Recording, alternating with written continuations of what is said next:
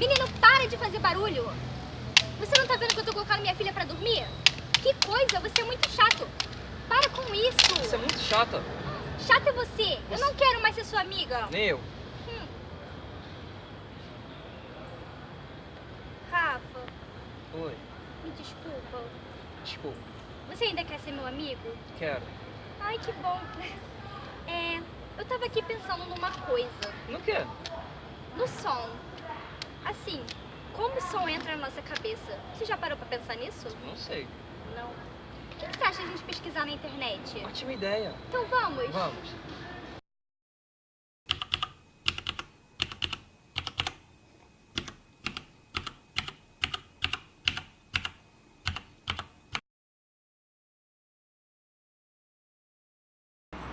E aí, galera? No vídeo de hoje nós vamos conversar sobre um assunto muito interessante. Vocês sabem dizer qual é o caminho que o som faz depois que ele chega na nossa orelha? Assistam esse vídeo até o final que nós vamos explicar como tudo acontece. Vamos começar? Vamos. Estas são as estruturas do sistema auditivo periférico. O som é captado pelo pavilhão auditivo e depois ele percorre todo o meato acústico externo. Esse caminho possui apenas 2,5 centímetros. Por isso, muito cuidado quando for limpar essa região com cotonete e não danificar a tão importante membrana timpânica, que pode ser facilmente perfurada. Esta membrana tem importante função de ampliar o som junto com os ossículos, que são eles: martelo, bigorna e estribo. Depois disso, essa vibração entra na janela oval para dentro da cóclea. Ao lado da cóclea, temos os canais semicirculares, que têm relação com o nosso equilíbrio. Dentro dos canais, temos a mácula e a crista ampular. As informações auditivas e vestibulares, que são relativas ao equilíbrio, são detectadas na mesma estrutura, chamada labirinto ósseo, que está presente na orelha interna. Presentes nesse labirinto estão estruturas importantes que detectam tais movimentos, que são os canais semicirculares e os órgãos otolíticos. Esses órgãos otolíticos são chamados utrículo e sáculo, e nesses órgãos otolíticos estão presentes os epitélios sensoriais, chamados mácula.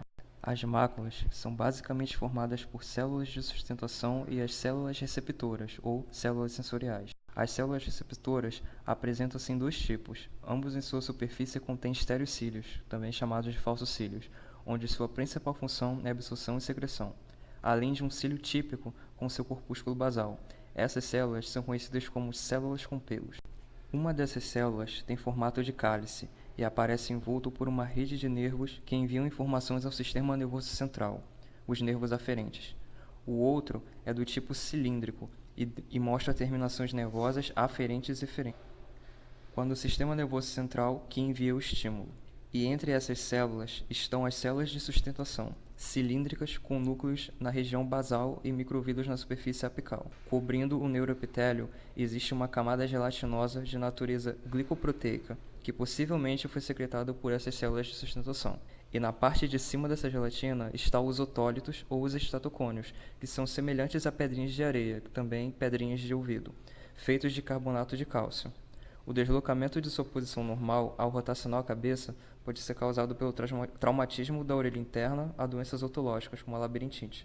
Próximos aos canais semicirculares, existe uma dilatação, onde todos os canais semicirculares se conectam com o utrículo. Essa dilatação se chama crista ampular, e é nessa região onde está localizado o epitélio sensorial, que se chama crista ampular, que é composta por um neuroepitélio. A estrutura da crista é parecida com a da mácula, só que não tem os otólitos, as pedrinhas, e tem uma aparência mais espessa, formando uma estrutura parecida com um capuz, chamada de cúpula. Nas cristas ampulares se encontram células ciliadas vestibulares.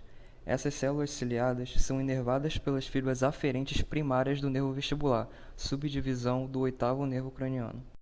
Agora vamos falar de uma estrutura muito importante, a cóclea. Eu adoro esse nome. A cóclea parece um caracol. Dentro dela tem uma estrutura que diferencia os sons agudos dos sons graves, chamado órgão de corte. A nossa repórter foi às ruas para investigar sobre o tema.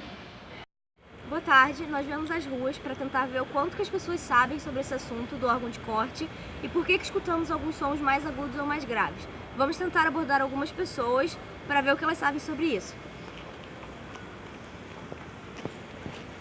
Moça, licença. Posso te fazer uma pergunta? Sim, pode não. Você tem alguma ideia do porquê que a gente escuta alguns sons mais agudos e outros mais graves? Não, assim, eu acho que as mulheres falam mais agudos e os homens mais graves, mas o porquê eu não sei.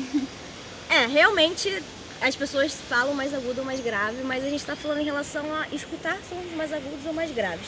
Você já escutou falar sobre o órgão de corte?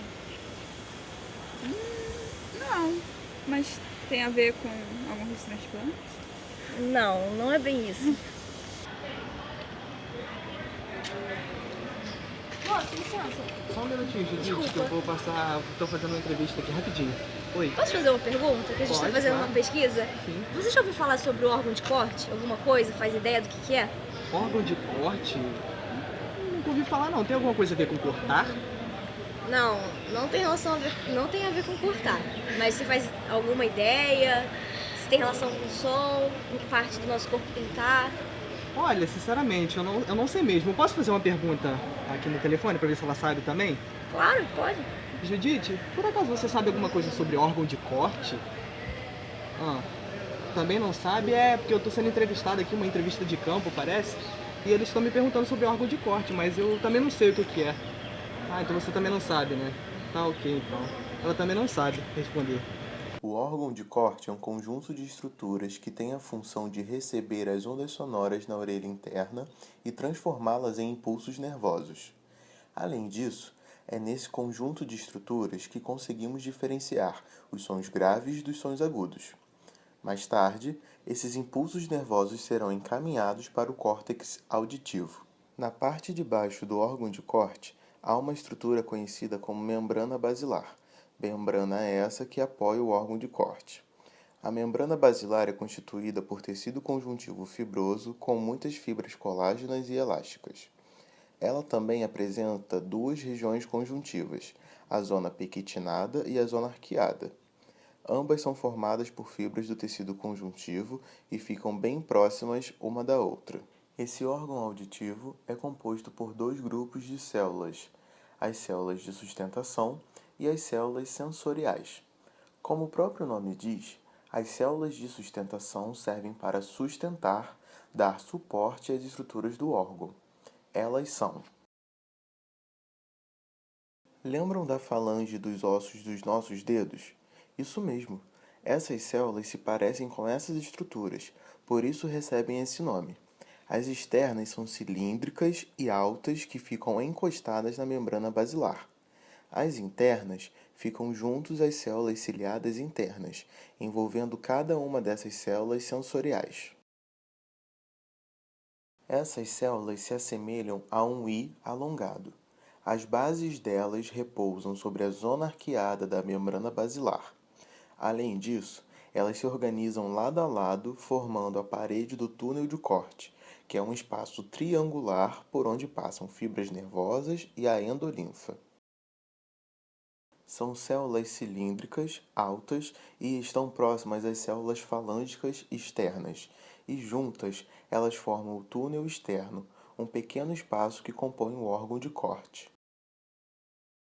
As células de Claudius apresentam forma semelhante a um cubo, além de serem altas e com seu citoplasma claro. Elas formam uma camada de epitélio simples e estreito que reveste algumas estruturas do órgão de corte, como o ligamento espiral. São pequenas células com citoplasma de cor mais sólida que as demais células do órgão de corte. Além disso, elas têm um grande núcleo oval e se apoiam na membrana basilar. Junto com as células de Claudius e de Hansen, as células de Boetticher representam a parte mais externa do órgão de corte. Já as células sensoriais são células receptoras de estímulos e impulsos. Elas são: as células ciliadas do órgão de corte são especializadas na transmissão de impulsos auditivos. Essas células têm seu ápice entranhado na lâmina reticular e apresentam semelhanças com neurônios, por isso são chamadas de células sensoriais. As células ciliadas internas se assemelham com as ciliadas encontradas nas máculas e cristas ampulares, e se estendem como uma fileira por todas as curvas da cóclea. Elas são pequenas, porém são maiores que as ciliadas externas, tendo a base arredondada e o núcleo redondo e centralizado. Além disso, correspondem à maioria das células receptoras sensoriais do órgão de corte, enviando boa parte dos estímulos sonoros ao cérebro. As células ciliadas externas são alongadas e cilíndricas, apresentam um núcleo mais alongado e muitas mitocôndrias, e são sustentadas pelas células falângicas externas e banhadas por líquido extracelular. Além disso, elas capacitam o órgão de corte como um amplificador coclear, quando um som de baixa intensidade chega até o órgão de corte. Todas essas células são alimentadas por meio de vasos do tecido conjuntivo da membrana basilar, já que não há vasos sanguíneos alimentadores dentro do órgão de corte. Um outro elemento importante do órgão de corte é a membrana tectória, que é uma membrana gelatinosa de tecido conjuntivo, onde sua extremidade se encontra com os cílios das células sensoriais, criando um impulso nervoso e transferindo esse impulso para as fibras sensoriais dos neurônios. Como estamos observando na imagem, a mensagem de chegar ao córtex auditivo e ser decodificada passa por alguns locais. Observando aí, vemos os núcleos cocleares, complexo olivar superior, colículos inferiores, corpo geniculado medial e, ao final, chega ao córtex auditivo. Os núcleos cocleares são localizados no bulbo e dali saem pequenas fibras nervosas. O complexo olivar superior fica no bulbo e as fibras auditivas fazem sinapse. Já o colículo inferior é localizado no mesencéfalo e, junto com o complexo olivar, são fundamentais para a localização do som. O corpo geniculado medial se encontra no tálamo, onde é realizada a resposta motora, por exemplo, a vocalização. O córtex auditivo do ser humano é uma região que constitui 8% do total da superfície do córtex cerebral. Nele, há a presença de um mapa tonotópico, no qual são integrados diversos aspectos de informações auditivas. A parte mais anterior e lateral geralmente responde melhor às baixas frequências. Em relação à sua organização, o córtex auditivo humano e de animais primatas superiores possui diferença dos demais, sendo mais evoluído. O encéfalo é subdividido em lobos, sendo o córtex auditivo localizado na parte superior do lobo temporal. O córtex auditivo se divide em córtex auditivo primário e córtex auditivo secundário.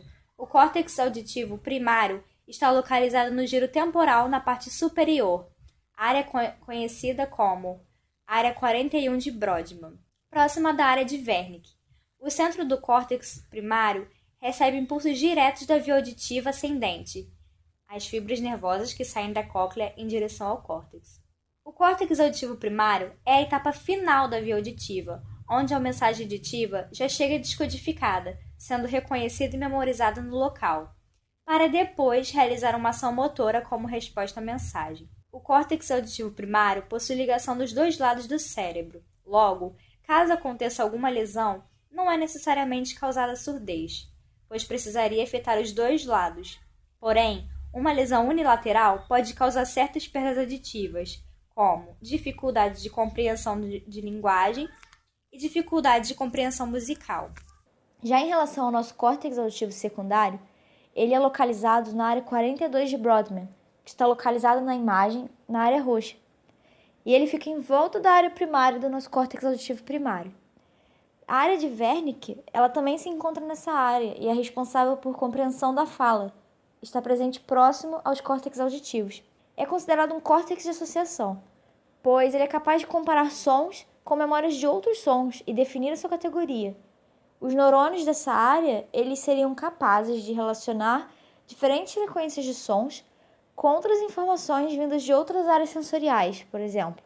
O nosso córtex auditivo primário e o secundário, eles comunicam e trocam informações através de um núcleo geniculado medial que está presente no tálamo.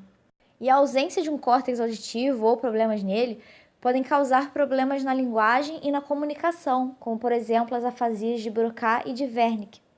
E nós não conseguiríamos diferenciar dois sons de uma mesma frequência, por exemplo. Já em relação à histologia do nosso córtex auditivo, pode-se dizer que ele é organizado em colunas de células. E essas colunas de células, elas se estendem desde a pia mater até a substância branca no encéfalo, que é o nosso cérebro. Em cada uma dessas colunas é formado um grupo de neurônios que tem funções específicas, e eles formam faixas que representam neurônios de cada uma das 6 camadas presentes no córtex auditivo primário. Já em relação aos neurônios de cada uma dessas colunas, pode-se ser classificado de 2 formas. Tem aqueles neurônios que respondem mais quando excitamos 2 orelhas e não somente uma, e aqueles que são excitados e respondem mais quando excitamos somente uma orelha e inibimos a outra. E é assim que acontece a passagem do som até chegar ao nosso córtex. Espero que tenham gostado do vídeo, se inscreva no canal, dê o like e até a próxima.